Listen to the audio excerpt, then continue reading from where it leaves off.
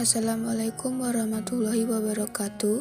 Perkenalkan, nama saya Khabifah Amini, mahasiswi PPL UIN STS Jambi, jurusan biologi yang mengampu mata pelajaran ilmu pengetahuan alam di MTS Nurul Falah.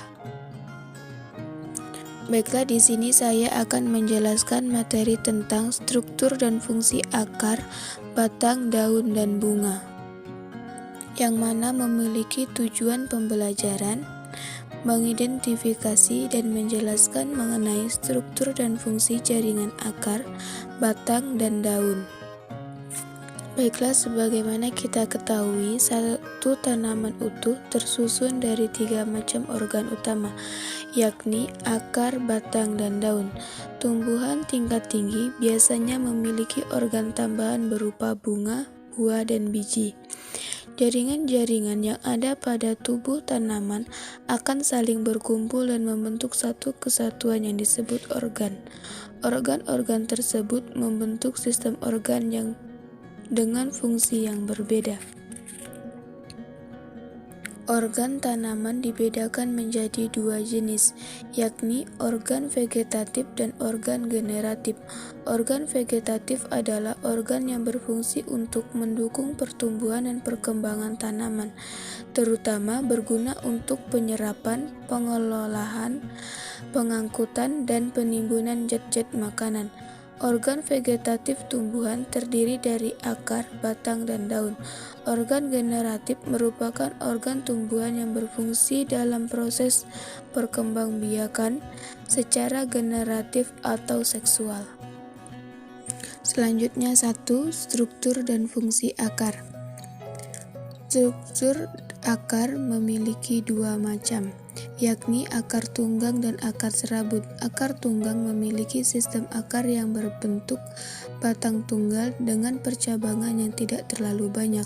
Sistem akar tunggang banyak ditemukan pada jenis tanaman dikotil. Akar tersebut berkembang langsung ke dalam hingga masuk ke dalam tanah. Sebagai organ dari tumbuhan, akar memiliki fungsi sebagai berikut. A. Sebagai organ penyerap air dan unsur hara. B. Akar mampu menyimpan cadangan makanan. C. Akar menopang tegaknya tanaman. D. Beberapa akar tanaman yang mengandung klorofil mampu melakukan fotosintesis. F. Sebagai organ reproduksi tanaman melalui perbanyakan vegetatif stolon dan rizoma. 2. Struktur dan fungsi batang. Batang merupakan organ pada tanaman yang berdiri tegak di atas tanah dan mendukung cadangan cabang, daun, serta bunga. Batang umumnya berbentuk panjang bulat seperti silinder, memiliki ruas atau internodus yang dikelilingi oleh nodus atau buku-buku. Nodus inilah merupakan tempat melekatnya daun dan tunas. Adapun batang dibedakan menjadi 3 macam, yaitu batang berkayu, batang berumput, dan batang herba, dan memiliki fungsi sebagai A. Sebagai laju transportasi air dan hasil fotosintesis oleh sel xilem dan floem.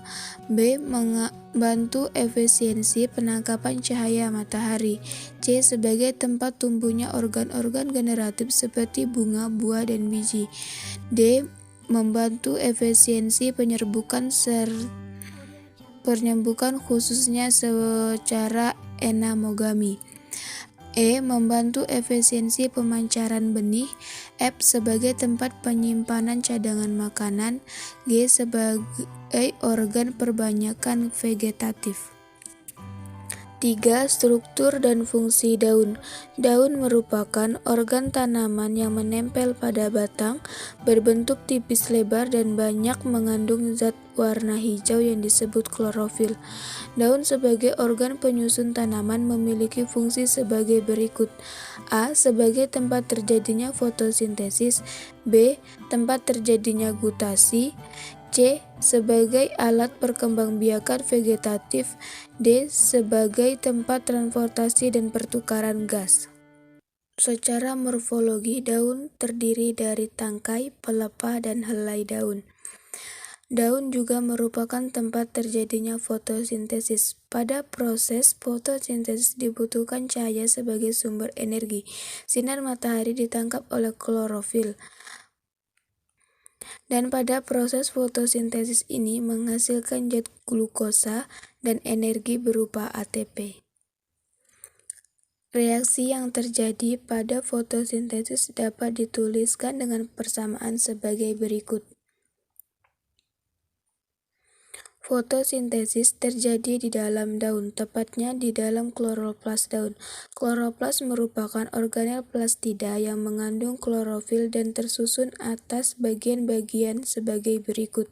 A. Stroma merupakan struktur kosong yang terdapat dalam klorofil yang merupakan tempat pembentukan glukosa dan karbon dioksida. B. Tilakoid merupakan kantong bertumpuk-tumpuk berbentuk pipi yang dibatasi membran berpigmen dan berfungsi untuk menangkap cahaya serta mengubahnya menjadi energi kimia. C. Grana merupakan kumpulan tilakoid dalam kloroplas. 4. Struktur dan fungsi bunga. Bunga merupakan organ generatif pada tanaman yang berfungsi sebagai tempat berlangsungnya penyerbukan dan pembuahan.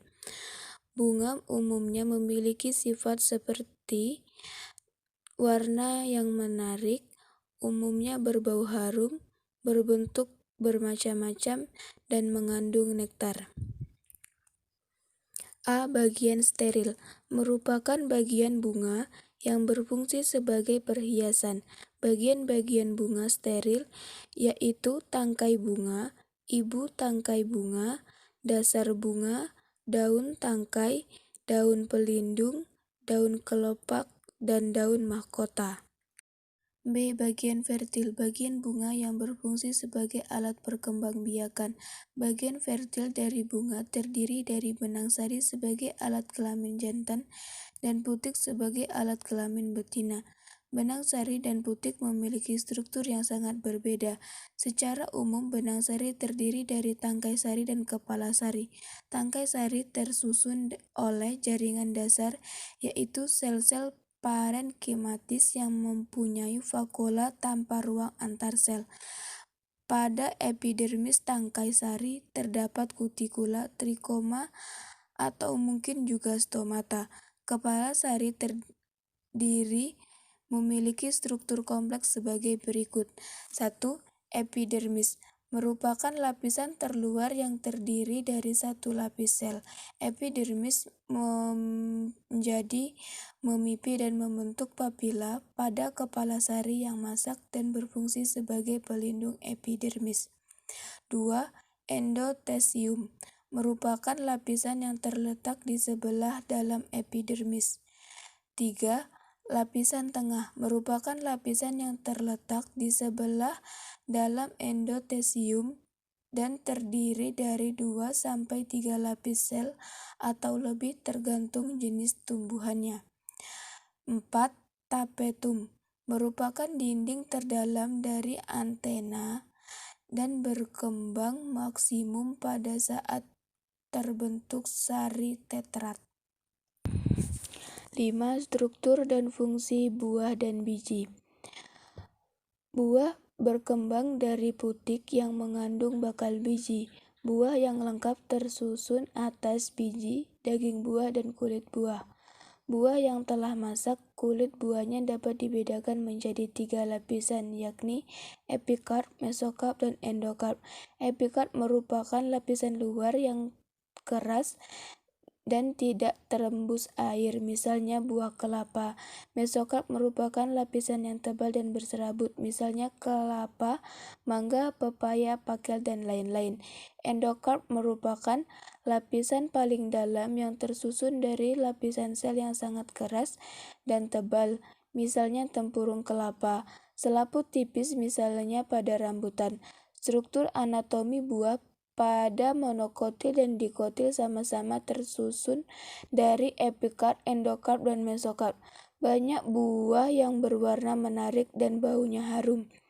Buah yang demikian bertujuan untuk menarik perhatian burung dan mamalia untuk memakan dan membantu penyerbukan pada buahnya ataupun bunganya. Buah selain berfungsi sebagai cadangan makanan juga berfungsi membantu penyebaran atau pemecaran biji. Burung dan mamalia yang memakan buah tersebut, maka bijinya akan keluar bersamaan dengan feses. Jika biji yang keluar bersama kotoran tersebut jatuh ke tempat yang sesuai, maka biji akan tumbuh dan berkembang menjadi individu baru. Sekian penjelasan dari saya. Jika terdapat kesalahan dan kehilafan, saya mohon maaf yang sebesar-besarnya, dan saya akhiri dengan ucapan wabillahi taufik wal hidayah. Wassalamualaikum warahmatullahi wabarakatuh.